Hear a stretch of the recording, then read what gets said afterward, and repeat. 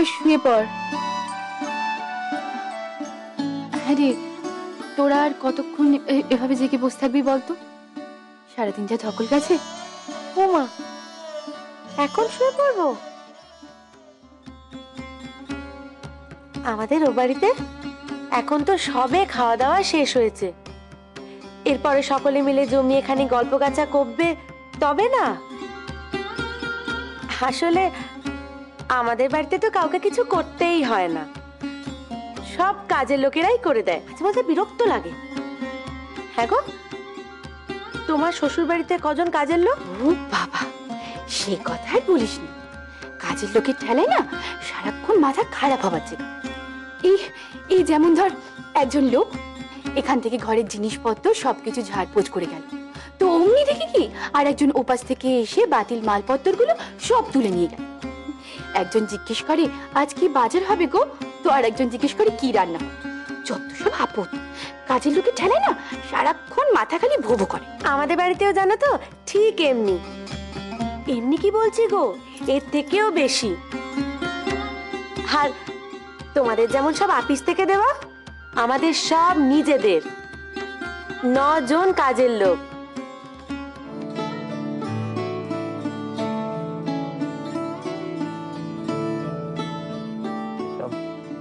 বাপের বাড়ি থেকে দিয়েছে বুঝি?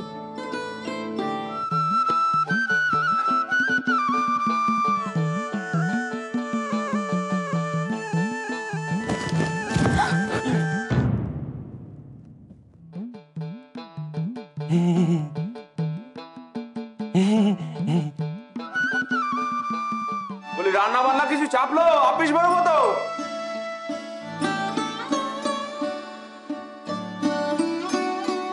ওই রান্না বান্না হলো?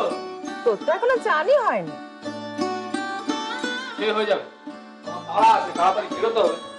আমারও আজ তারা আছে।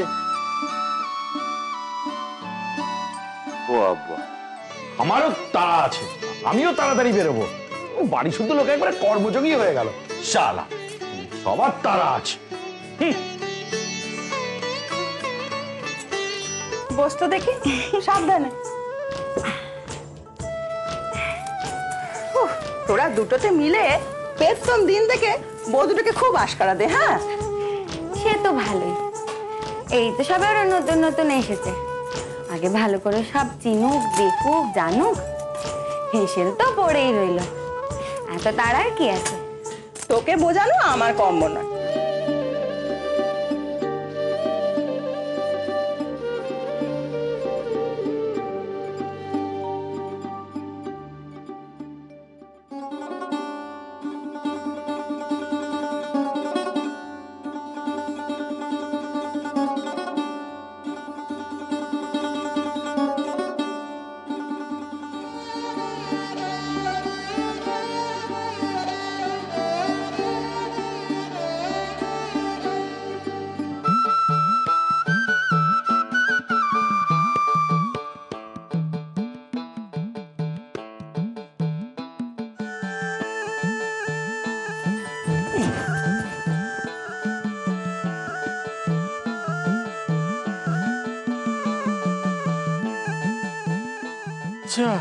বেবো, বেবো, আরে তোর জন্য দাঁড়িয়ে থাকতে থাকতে তো ঠ্যাং ধরে গেল রে, এবার বেরো।